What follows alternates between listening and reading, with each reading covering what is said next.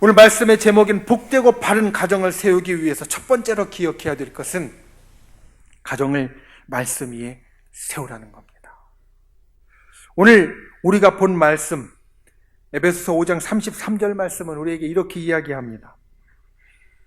너희도 각각 자기의 아내 사랑하기를 자신같이 하고 아내도 자기 남편을 존경하라.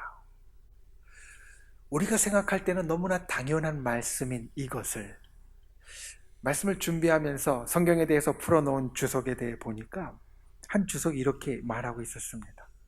남편들에게 아내를 사랑하라고 하는 권면은 고대 세계에서는 아주 비상한 것이다. 여러분 무슨 말인지 이해가 가십니까? 남편들에게 아내를 사랑하라고 하는 것은 지금 우리가 사는 이 시대에는 당연한 것, 일상적인 것, 정상적인 것인데 이 말이 선포되어진 고대 세계에서는 비상한 것, 일상이 아닌 것, 정상이 아닌 것, 그러한 것이 되어진다라는 겁니다. 왜 그렇습니까? 바울이 말씀을 전하는 로마 시대의 그 고대 시대에는 아내는 소유물과 같았습니다.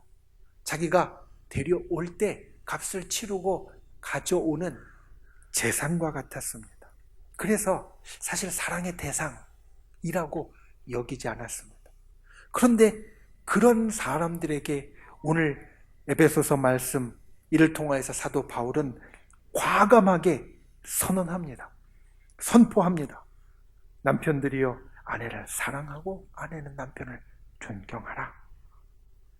당시의 상황은 말씀드린 대로 아주 지금과 달랐습니다. 남편과 아내의 관계가 지금 같지 않았습니다. 그리고 더더군다나 바울이 이 말씀을 하고 있는 기독교가 오늘날의 상황과는 완전히 달랐습니다. 오늘날 우리가 신앙생활하는 것은 남들에게 핍박받거나 고난받을 대상이 사실은 아닙니다. 기독교인이라고 해서 우리가 벌을 받거나 감옥에 가지 않습니다. 그런데 바울이 말씀을 할 이때에는 기독교는 핍박받고 고난받는 종교였습니다. 기독교인이라고 드러내놓고 이야기할 수 없었고 기독교인이라고 말하면 큰 어려움이 닥치던 시기였습니다. 시대적인 상황도 다르고 그리고 기독교 신앙생활을 하는 것 역시 오늘날과 완전히 다른 그때에 바울은 정말 과감하게 선포합니다. 남편이요, 아내를 사랑하라. 우리가 오늘 하는 말로 바꾸면 가족이 서로 사랑해야 된다는 겁니다. 그리고 그 말씀을 오늘 에베소 교회는, 에베소서 말씀을 받는 에베소 교회는 옳습니다, 맞습니다, 아멘으로 받습니다. 어떻게 이런 일이 일어날 수 있습니까? 에베소에 있는 성도들과 그 믿음의 가정이 당시의 사회적인 분위기와도 완전히 다르고 그리고 기독교가 오늘날과는 완전히 다른 그 시대에 어떻게 이 바울의 말을 맞다고 옳다고 아멘이라고 받을 수 있습니까?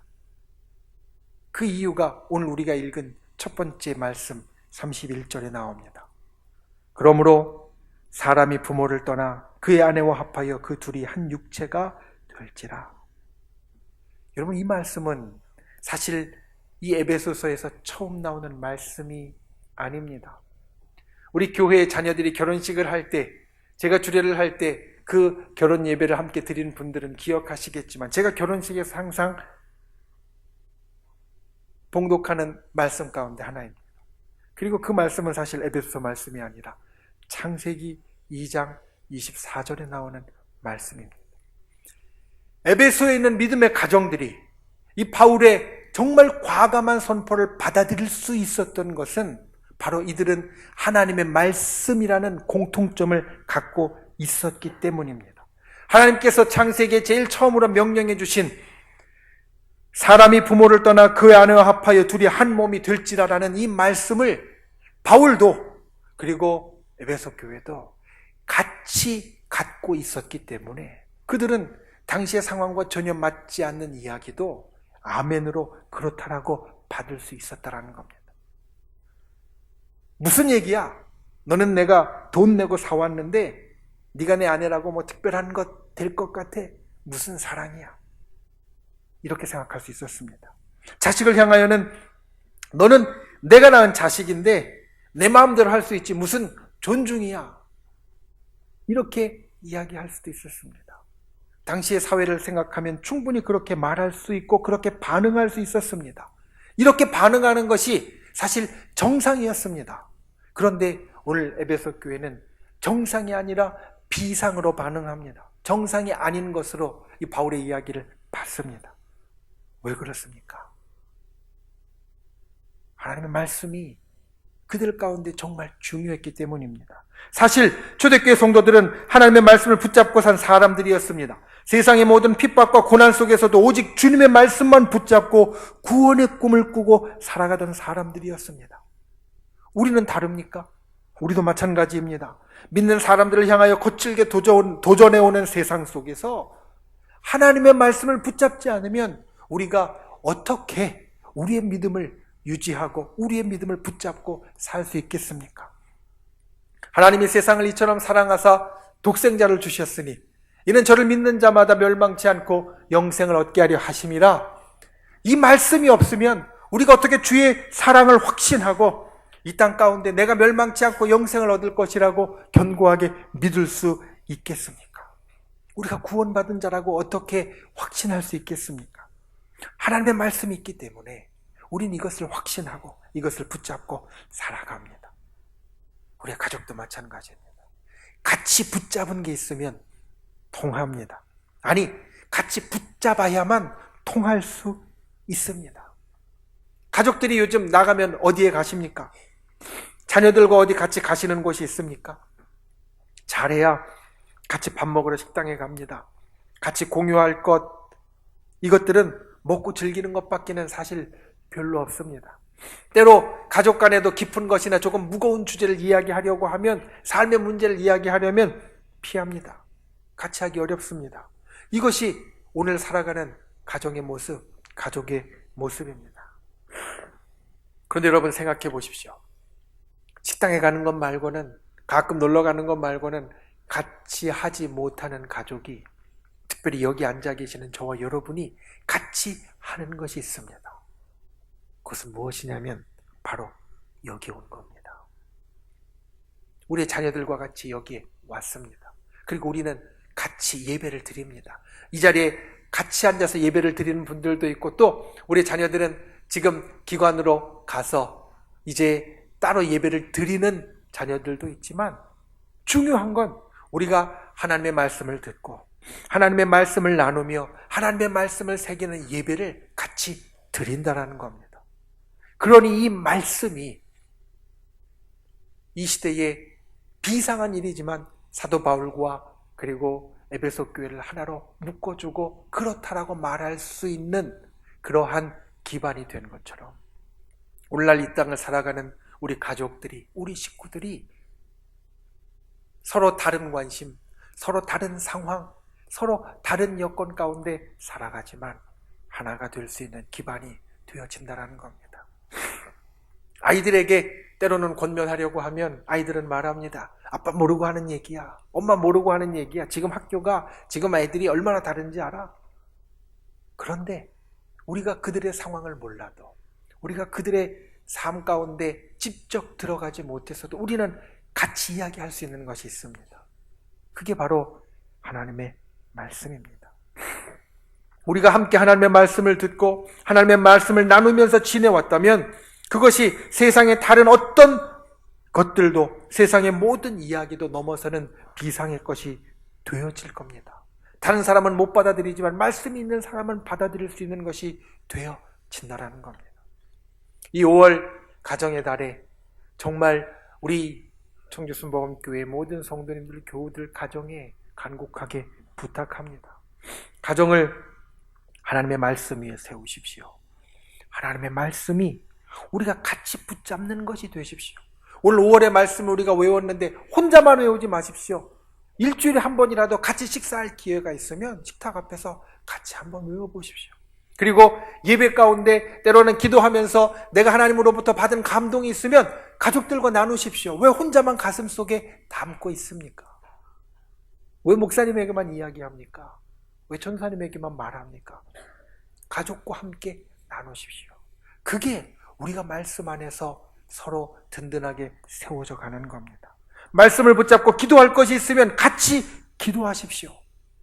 그때 우리가 말씀 위에 선 비상한 가족이 되어질 수 있습니다. 정말 특별한 가족이 되어질 수 있습니다. 어려워도 같이 소통하고 나눌 수 있는 진짜 식구가 되어질 수 있습니다. 우리가 우리의 가정을 생각할 때, 우리 가족을 생각할 때, 오늘 에베소서의 말씀, 바울의 권면이 그 시대에도 상황에도 맞지 않는 것 같이 보이지만 에베소 성도들, 에베소 믿음의 가정들은 아멘으로 받을 수 있었던 이유가 같이 하나님의 말씀 위에 서 있었기 때문이다라는 것을 기억하고, 우리의 모든 가족 그리고 우리의 모든 식구들이 하나님의 말씀 위에 든든히 서서 말씀으로 소통할 수 있는 그러한 저와 여러분, 말씀으로 하나님의 복을 누릴 수 있는 귀한 가정이 될 수 있기를 예수님의 이름으로 축원을 드립니다. 두 번째, 복되고 바른 가정이 되기 위해서 기억해야 될 것은 사랑으로 소통하십시오 입니다. 오늘 말씀은 아주 특별한 비유를 하고 있습니다. 남편과 아내가 있는데 이 남편과 아내를 그냥 남편과 아내로서 말하는 것이 아니라 32절 말씀에 보면 나는 그리스도와 교회에 대해서 말한다 라고 하면서 남편과 아내를 예수 그리스도와 교회로 비교해서 이야기하고 있습니다. 사실 어린이 주일인데 목사님이 왜 어린이의 어자도 안 나오는 오늘 말씀을 본문으로 정하셨을까? 그 이유는 바로 오늘 본문의 말씀이, 우리가 보는 이 말씀이 아까 이야기했던 하나님이 만드신 이 땅에 있는 유의한 두 개의 정말 중요한 가정과 교회를 같이 비교하면서 이야기하고 있기 때문입니다. 그리스도와 교회에 대해서 무엇라고 이야기하시냐면 에베소는 예수 그리스도와 교회가 머리와 몸의 관계다라고 말합니다. 이 머리와 이 몸의 관계라고 말합니다. 여러분, 이 둘은 어떤 관계입니까? 떼어놓을 수 있습니까? 떼어놓을 수 없습니다. 떼어놓으면 더 이상 살아있는 존재가 아닙니다. 머리와 몸을 떼어놓으면 죽은 존재입니다. 그러니까 예수 그리스도와 교회는 마치 머리와 몸처럼 떼어놓을 수 없는 죽고 못 사는 관계, 정말로 친밀한 관계라고 오늘 성경 말씀은 우리들에게 이야기한다는 겁니다. 그리고 마찬가지로 예수 그리스도와 교회가 떼어놓을 수 없는 관계, 떼어놓으면 죽는 관계인 것처럼 가족도, 가정도 이 땅에서 제일 친밀한 관계, 떼어놓을 수 없는 관계, 그리고 함께 해야만 하는, 그래야 행복한 그런 관계라고 성경은 우리에게 말합니다. 살면서 날마다 집에 들어가고 싶어 하는 사람이 있고 날마다 집에 들어가기 싫은 사람이 있습니다. 아무리 멀리가 있어도, 아무리 힘든 일이 있어도 저녁만 되면 집에 가려는 사람이 있고, 아무리 좋은 일이 있고 또 아무리 집 가까운 데 있어도 저녁이 되어서 집에 들어가기 싫은 사람이 있습니다. 어떤 사람이 집에 들어가고 싶고 어떤 사람이 집에 들어가기를 원치 않습니까? 가족과 친밀하고 죽고 못 사는 사람은 아무리 멀리 있어도 집에 들어가지만, 가족과 친밀하지 않고 얼굴 보는 게 힘든 사람은 아무리 가까이 있어도, 아무리 시간이 남아도 집에 들어가는 게 어렵습니다. 얼마나 친밀하냐에 따라서 가고 싶은지, 보고 싶은지, 아니면 가기 싫은지, 보기 싫은지가 결정된다는 겁니다. 여러분, 예수님은 날마다 이곳 교회에 계십니다. 예수님은 지금 이곳에, 이 교회에, 우리가 예배하는 이곳에 우리와 함께 계십니다. 예수님은 죽고 못 살 만큼 교회와 친밀하십니다. 아까 이야기한 대로 예수님은 그래서 우리와 항상 함께 하십니다. 왜냐하면 우리와 죽고 못 살기 때문에, 우리와 친밀하기 때문에, 우리와 가깝기를 원하시기 때문에 예수님은 우리와 죽고 못 삽니다. 그런데 이 관계가 어떻게 만들어졌는가? 오늘 우리가 보는 말씀의 그 앞에 보면 예수님이 교회와 죽고 못 사는 관계가 어떻게 만들어졌다라고 이야기하냐면 이렇게 말합니다. 그리스도께서 교회를 사랑하시고 그 교회를 위하여 자신을 주셨다.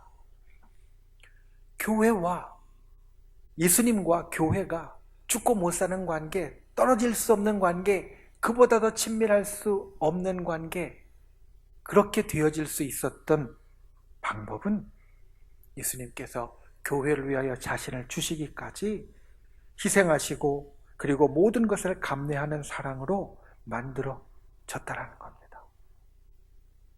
희생하고 그리고 모든 것을 감내하며 사랑하는 것. 여러분, 이게 친밀한 관계의 기본입니다. 내가 먼저 사랑하고 내가 끝까지 사랑하고 내가 참아주며 내가 품어주는 것, 이것이 우리 가정이 행복한 가정이 되는 열쇠요, 방법이라는 겁니다. 예수님은 그렇게 하심으로 교회와 죽고 못 사는 관계가 되었습니다. 우리가 우리의 가족들과 죽고 못 사는 관계가 되려면 우리도 내가 먼저 사랑하고 끝까지 사랑하고 그리고 내가 참으면서 품어주는 그러한 일들을 내가 해야 된다는 겁니다. 남편과 아내가 그리스도와 교회의 관계와 같다라고 말씀하신 것은 서로 희생하며 사랑하라는 노력과 의지가 있어야 된다는 말씀입니다. 특별히 서로 소통하고 관계를 이어가는 데 있어서, 가족 간의 관계를 이어가는 데 있어서 이 사랑의 노력과 의지가 중요합니다. 흔히 이야기하는 콩가루 집안, 서로 자기 이야기만 합니다. 그러니 서로 붙지 못하고요, 콩가루 같이 흩어져서 날립니다. 그런데 콩가루와 같지 않고 찰떡 같은 집안은 서로 붙어 있습니다. 그런데 어떻게 계속 붙어 있을 수 있겠습니까? 계속 붙어 있으려면 내 이야기를 하기보다 남의 이야기를 들어줘야 합니다. 내 목소리보다 남편의 목소리가 커야 하고, 내 목소리보다 아내의 목소리가 커야 하고, 내 목소리보다 자녀의 목소리가 더 크도록 만들어주면 그 사람들이 자꾸 말하고 싶어질 것이고, 그리고 함께 있고 싶어질 것이다라는 겁니다. 베트남에서 요즘 아주 유명한 한국분이 있습니다. 한국의 축구 감독이었다가 지금 베트남 국가대표팀의 축구 감독을 하고 있는 그 감독, 아주 신앙이 좋은 분입니다. 그래서 그분이 하는 이야기나 인터뷰를 가끔 봅니다. 그런데 한 번은 그 인터뷰 가운데 자기 젊은 시절의 이야기를 다음과 같이 풀어놓은 것을 보았습니다. 자기가 선수 생활을 하고 또 코치 생활을 하면서 합숙을 하는 경우가 많아서 그래서 집에 들어갈 기회가 그렇게 많지 않았다라는 겁니다. 하루는 훈련을 마치고 몇 달 만에 집에 들어갔는데, 집에 들어가니까 마침 중학생이었던 아이가 엄마한테 심하게 반항하고 대드는 중이었답니다. 막 소리 지르고 엄마한테 막 심하게 반항하는 것을 자기가 들어가는데 하고 있다는 겁니다. 그리고 자기 방으로 들어갔습니다. 아버지가 방으로 따라 들어가서 그래서 그 아이와 같이 있는데, 처음엔 아이가 아무 말도 안 하더니 나중에는 막 이런저런 이야기를 하면서 특히 엄마한테 서운했던 이야기를 막 하면서 울더라는 겁니다. 그래서 그 이야기를 들어주고 그리고 잘 안고 보듬어 주었더니, 자기가 사실 1년에 몇 번 집에 못 들어가서 자녀들과 서먹서먹할 것 같았는데, 그런데 그러고 난 다음에는 그렇지 않다라는 겁니다. 몇 달에 한 번 집에 들어가도 그렇게 자기를 반겨주고 그리고 항상 가깝다라고 생각해 주어서 참 좋았다고, 고맙다라고 이야기를 하는 겁니다.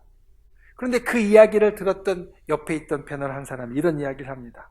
감독님, 그때 만약 감독님이 몇 달 만에 집에 들어가서 엄마한테 막 대드는 그 아들한테 너 엄마한테 아빠 없다고 그렇게 버릇없이 굴고 그렇게 대들고 심하게 하면 안 된다라고 혼내키고 매를 들고 그리고 목소리 높였다면 아마도 그 아이는 아빠한테 마음의 문을 꽉 닫아 걸었을 것이고, 그 마음 풀어주려면 몇 년이 걸렸을지, 아니 감독님이 집에 가끔 들어간다고 했으니까 아직까지도 그 마음 풀어주지 못했을 수도 있다고, 그 순간 잘 들어주니까 엄마한테 서운했던 것 막 울면서 이야기할 때 잘 들어주니까 아이가 엇나가지 않고, 그리고 가끔 집에 가는 그런 상황에서도 관계가 좋아질 수 있었던 거라고.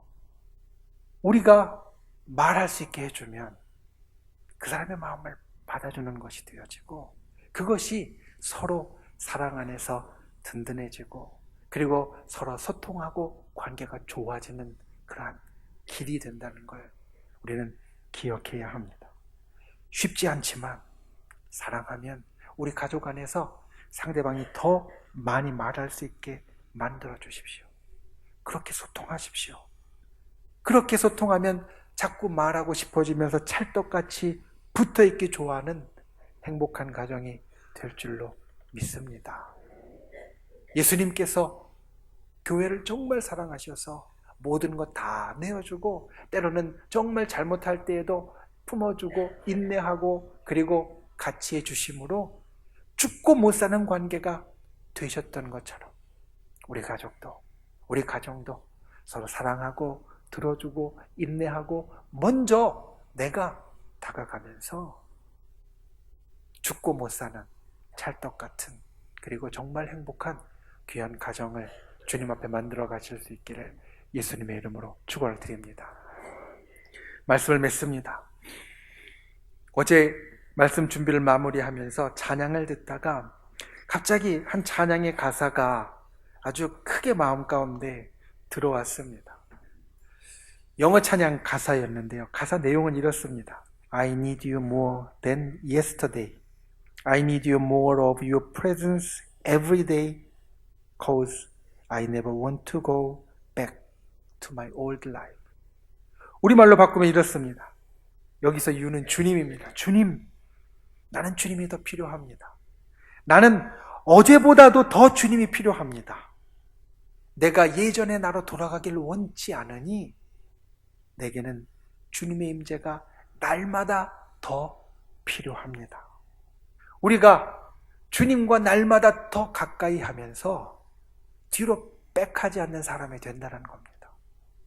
우리 뒤에 저 My old life라고 되어 있는 옛 생활, 나의 옛 모습, 그 가운데 힘들고 어렵고 괴로웠던 것 또는 불행했던 것, 좋지 못했던 것, 우리가 주님과 날마다 점점 더 많이 함께 하면서 거기에서 벗어나서 앞으로 나아가는 자가 된다라는 것. 여러분, 우리의 가정도 마찬가지입니다. 우리의 가정이 날마다 더 행복해져야 됩니다. 날마다 더 복되어야 합니다. 하나님 앞에 날마다 더 바로 서가야 합니다. 그러기 위해서 주님이 우리 가운데 계셔야 합니다. 우리 한 사람 한 사람이 주님과 날마다 더 함께 할 때, 더 많이 같이 할 때 우리가 뒤로 가지 않고 앞으로 갈 수 있는 것처럼 우리의 가정도 주님께서 우리 주인이 되어주시면 옛 모습, 힘들었던 모습, 어려웠던 시절로 돌아가지 않고 주님께서 우리에게 보여주시는 그 천국의 모양같이 우리가 더 행복하고 더 아름답고 더 좋은 모습으로 나아갈 수 있게 될 겁니다. 오늘 말씀의 두 가지를 꼭 기억하십시오. 첫 번째, 말씀 위에 세우십시오. 세상의 다른 것으로는 공유할 수 없고 소통할 수 없지만 우리가 함께 예배하면서 듣는 이 말씀을 통해서 같이 기반을 삼으면 비상한 일이라도 서로 같이 공감할 수 있고 나눌 수 있습니다. 말씀 위에 가정을 세우는 분들 되시길 바랍니다. 두 번째, 사랑으로 소통하십시오. 사랑으로 소통하십시오. 더 많이 들어주고 더 많이 품어주고 더 많이 함께 하십시오. 그래서 서로 붙어있기 좋아하는 찰떡같은 행복한 가정을 저 여러분이 다 누리실 수 있기를 예수님의 이름으로 축원을 드립니다.